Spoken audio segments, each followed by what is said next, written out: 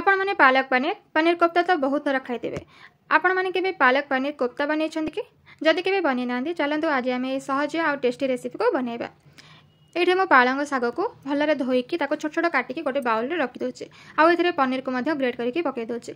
एबे आमे एथिरे पकेबा 3 ରୁ 4 चामच बेसन, 2 ରୁ 3 चामच चाउल चूना, हळदी गुंड, मर्च गुंड, स्वाद अनुसार लुण, गरम मसला पाउडर और आधा चामच अदा रसुण पेस्ट। एबे आमे टिके टिके पानी देकी ए सब को भलरे मिसै देबा। आपण चाहिले एथिरे पियाज आ कंचा मरीच को काटिकी पकई पारिबे। एटा आपनक चॉइस। एबे हमर मिक्सचर रेडी हे गला। एबे एथुरु छोट छोट कोफ्ता बॉल्स बनेकी गोटे प्लेट रे रखि देबा। एबे गोटे कड़ाई रे तेल गरम करबा। बनेकी रखिथिबा कोफ्ता बॉल्स को तेल रे पकेकी गोल्डन हेबा जाय छाणी देबा।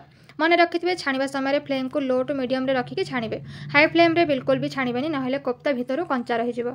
मझरे मझरे टिके ओल्टोथिबे जहा फल कोफ्ता सब आड़ो टिके भलरे फ्राए हेबो।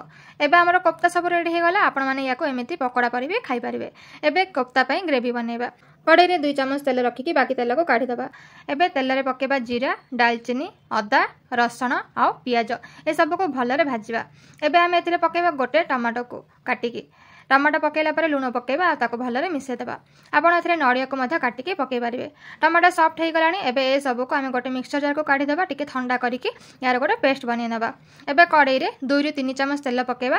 तेल गरम होला परे पकेबा जीरा फुटी गले एबे फ्लेम को लो कर देबा। एबे एथिरे पकेबा हळदी गुंड आ मरीच गुंड आ भलरे मिसै देबा। गरम तेल रे पाउडर मसाला पकेले कलर बहुत बढ़िया आसे। मन रखिथिबे जेबे भी तेल रे पाउडर मसाला पकोछन फ्लेम को लो करिकी पकेबे नहले पोड़ी जिवो आ टेस्ट भी खराब हे जिवो। एबे आमे टिके पानी देबा आ टिके फुटिबा पई छाडी देबा। एबे आमे जो पेस्ट बनेकी रखिथिले सेटा को पकेबा आ भलरे मिसै देबा। एबे आमे टिके लुण पकेबा। लुण टिके देखिकी पकेबे काहेकि ना आमे कोफ्ता रे लुण पकेइथिले आ आमे जो मसाला पेस्ट बनेइथिले सेतिरे मध्ये लुण पकेइथिले। एबे मिक्सचर जार को टिके पानी पकेकी धोईकी ताको पकेइ देबा।